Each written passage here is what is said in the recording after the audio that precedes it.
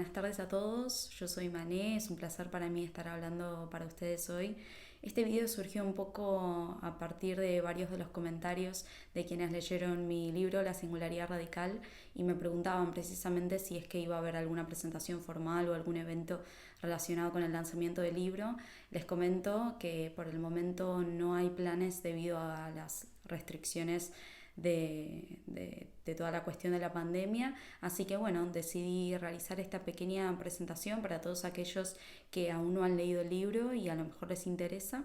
Así que bueno, antes que nada me presento, yo soy Mané, soy escritora, diseñadora, me he recibido en diseño, que es mi alma mater, y en este momento estoy preparando la tesis de maestría en filosofía en la Universidad Autónoma de Barcelona.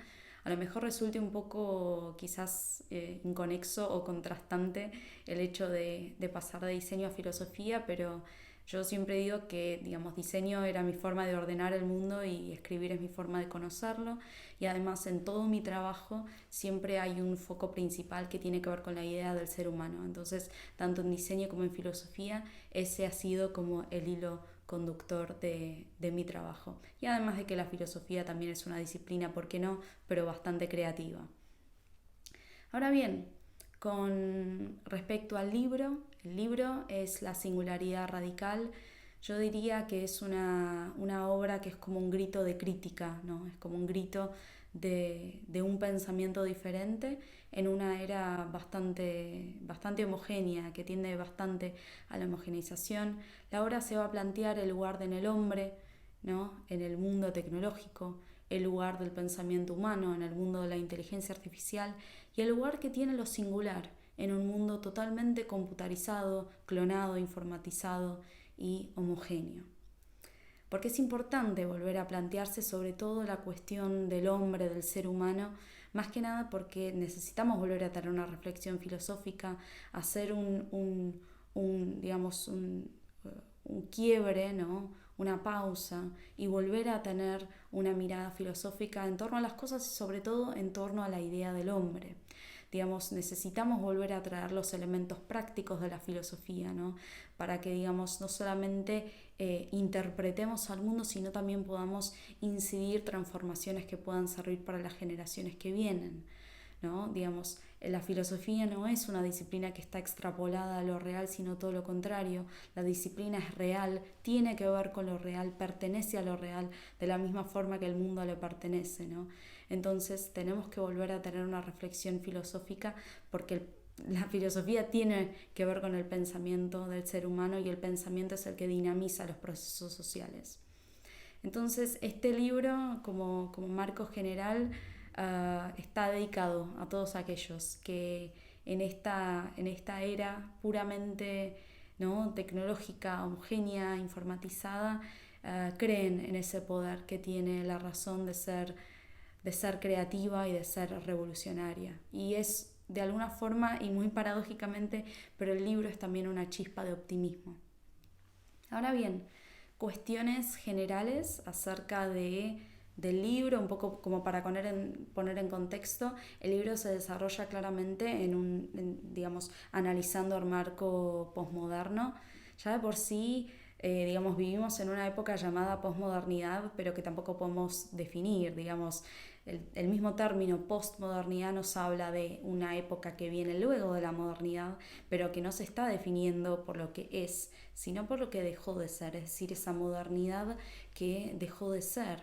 A diferencia de todos los otros periodos históricos, ¿no?, uno habla del Renacimiento, del Romanticismo, del Barroco, todos ellos se definen con un nombre en particular, pero la posmodernidad no se define por sí, ¿no? Es tan solo post. Y de hecho, como diría Habermas, más que una posmodernidad, termina siendo como una antimodernidad, ¿no? Porque, digamos, si bien tiene una continuidad temporal, es una antítesis conceptual. Y ya por sí su término, ¿no?, indefinido, nos habla de una indefinición conceptual. Diríamos que también hay una época, hay un momento, ¿no?, en la historia en donde hay una modernización social que se libera de la modernidad cultural, entonces todos estos procesos de modernización continúan sucediendo autárquicamente, ya independientemente de la modernidad cultural, y solamente bajo las leyes del Estado, de la técnica, de la ciencia, de la economía, etcétera. De alguna forma la posmodernidad es una época de liberación. Y miren que digo liberación y no digo libertad, que va a tener que ver precisamente, hay un capítulo en el libro que se llama La epidemia de la liberación, y tiene que ver con esto, ¿no? La liberación es una forma muy posmoderna.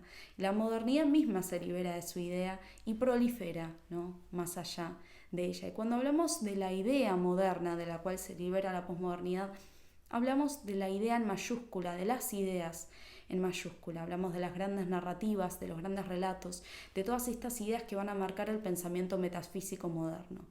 Porque el mundo de por sí no significa, ¿no? Son las ideas de las mentes de los hombres las que significan el mundo, ¿no? Son esas estructuras mentales las que se encuentran con esas estructuras del mundo, y en ese encuentro es donde se genera precisamente el sentido.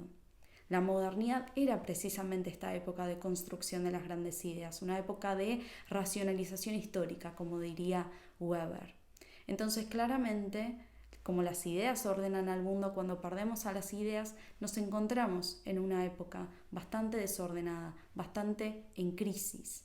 Incluso no es casualidad que se hable de la posmodernidad como una época de crisis de sentido, porque el sentido, ¿de dónde proviene? Precisamente del sujeto, proviene del hombre.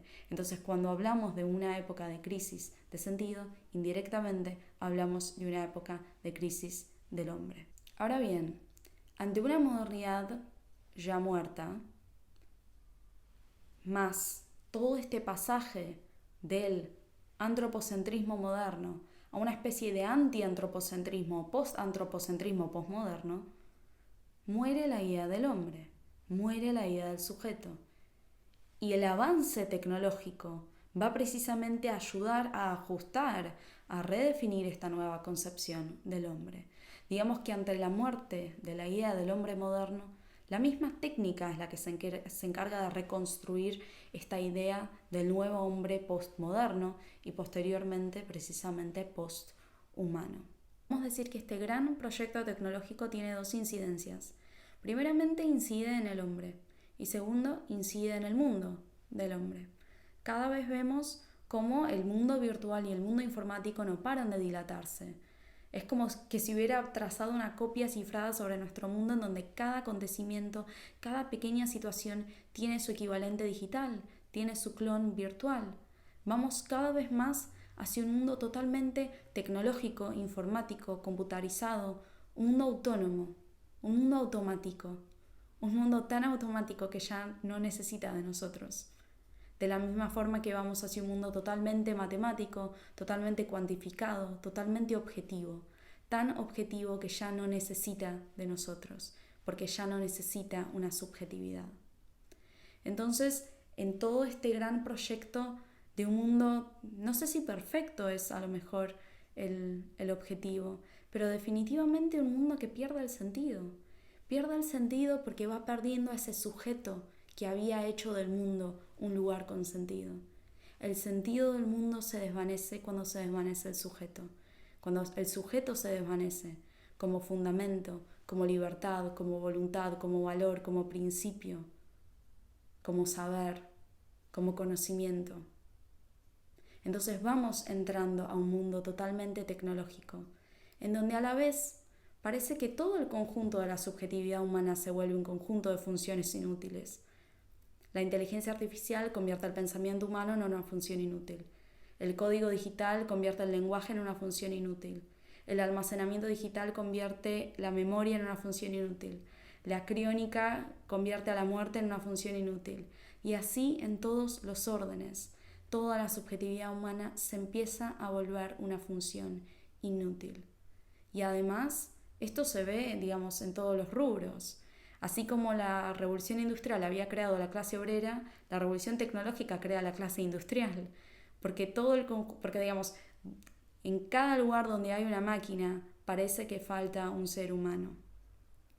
Y una de las amenazas, digamos, fundamentales y más populares que lleva a cabo, sobre todo el desarrollo de la inteligencia artificial, es la obsolescencia del pensamiento humano. Digamos, ya hace tiempo que parece que hay un proyecto de reemplazo o de superación del pensamiento humano a través de la inteligencia artificial. sobre todo a partir de la década del 50, del 60 con la revolución cibernética y con el test de Turing, y sobre todo con el efecto generalizado del test de Turing, ¿no? En donde el cerebro se percibe como una máquina de carne, como diría Minsky, y tan solo como un conjunto de operaciones que pueden ser copiadas por cualquier inteligencia artificial fuerte o por cualquier máquina de Turing. Pero la realidad es que esta visión totalmente utilitaria, totalmente funcionalista del mundo, es limitada.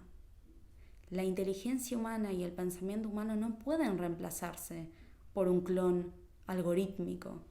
La inteligencia humana no puede tener un equivalente computacional. Mientras que la inteligencia artificial nace en un periodo determinado, de una forma determinada, la mente humana está determinada a crecer y a desarrollarse durante toda la vida. Tiene que ver con un proceso de vida. Mientras que la inteligencia artificial tan solo repite cadenas de algoritmos constantemente, la mente humana es creativa, está constantemente creando formas nuevas en lo real. Por eso es que la mente humana es dialéctica, porque todo el tiempo está llevando una forma nueva en lo real, tiene una negatividad que le es intrínseca. Además, es como diría Mallarmé, ¿no? Arroja un golpe de dados, está constantemente generando formas nuevas. Mientras que la inteligencia artificial es igual a sí misma, la mente humana también puede reflejarse sobre sí misma. Es decir, la mente humana no solo piensa, sino que sabe que piensa. Esta es la recursividad de la que hablaba Gödel y que luego Penrose y Lucas y otros pensadores continuaron para demostrar la no computabilidad de la mente. Y sobre todo, y lo más importante, la mente humana es libre. Tiene una libertad que le es intrínseca. Uno puede pensar todo el día que va a realizar una acción, pero en el último minuto puede cambiar de decisión y llevar a cabo un acto totalmente diferente. Ahí radica la singularidad del pensamiento, porque el pensamiento nunca es idéntico a sí mismo.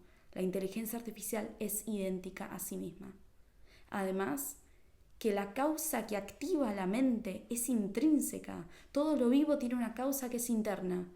En cambio, la inteligencia artificial tiene una causa que es externa. Fue programada por un grupo de programadores en un lugar y en un momento determinado. Además, volviendo como a la historia, ¿no? Y a la concepción moderna del pensamiento. Durante todo el pensamiento cartesiano y durante toda la epítome del pensamiento moderno, la razón humana se conocía como lumen natural, es decir, la luz natural de la razón. Porque de la misma forma que el sol, la luz exterior, iluminaba el mundo físico, la razón, la luz interior, ilumina el mundo metafísico.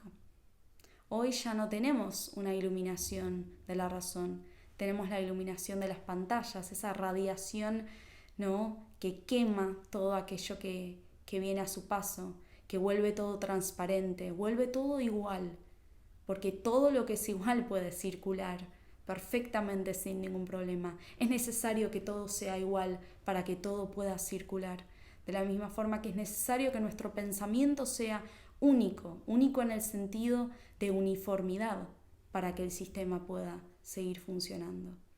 Entonces, en un mundo que tiende cada vez más a la computarización, a la informatización, a la homogeneización del pensamiento, a la construcción de un pensamiento único, y nuevamente, no único en el sentido de singularidad, sino único en el sentido de uniformidad y de aplastamiento y de hegemonía, hay que pensar qué es aquello que puede ser esa chispa de optimismo para poder contrarrestar todo eso.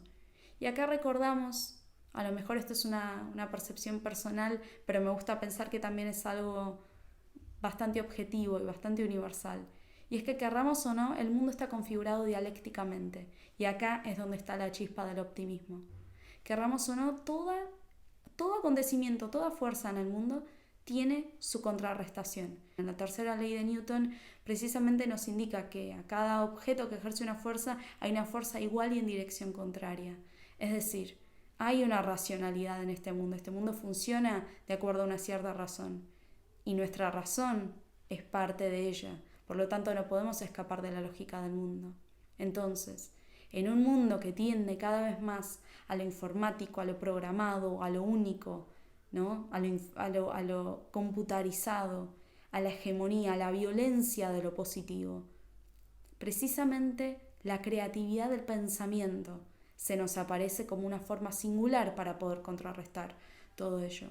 Entonces, acá está precisamente la chispa de optimismo, que cuanto más violento se vuelva el mundo en cuanto a su positividad, cuanto más homogéneo, cuanto más informático y más quiera tender a lo igual, más violentamente radical y más violentamente crítico es cuando se vuelve precisamente el pensamiento.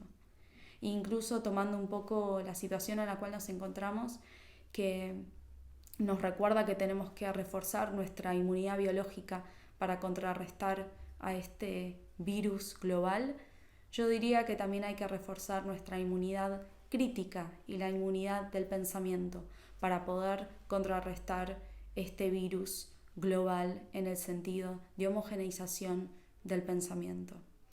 Muchas gracias a todos aquellos que escucharon el video hasta el final. Espero que puedan tener también su copia de La Singularidad Radical. Se los recomiendo, honestamente, es un libro que le ha gustado a muchos que provienen de diversas disciplinas, porque van a ver que trata de cuestiones políticas, filosóficas, artísticas, tecnológicas, así que todos se van a sentir identificados con algún fragmento del libro. Para todos aquellos que están en Argentina, pueden conseguirlo en Mercado Libre, en la librería CP67 sobre la calle Florida, y también en Venta de Libros Palermo y en otras librerías que lo estén distribuyendo. Y para todos aquellos que están en Latinoamérica, pueden adquirirlo en Latinoamérica y en España, pueden adquirirlo en la librería de Experimenta, experimenta.es, que es precisamente la editorial. Pueden adquirirlo en Amazon España y también pedirlo desde la librería CP67 en Argentina. Así que muchísimas gracias y nos vemos pronto.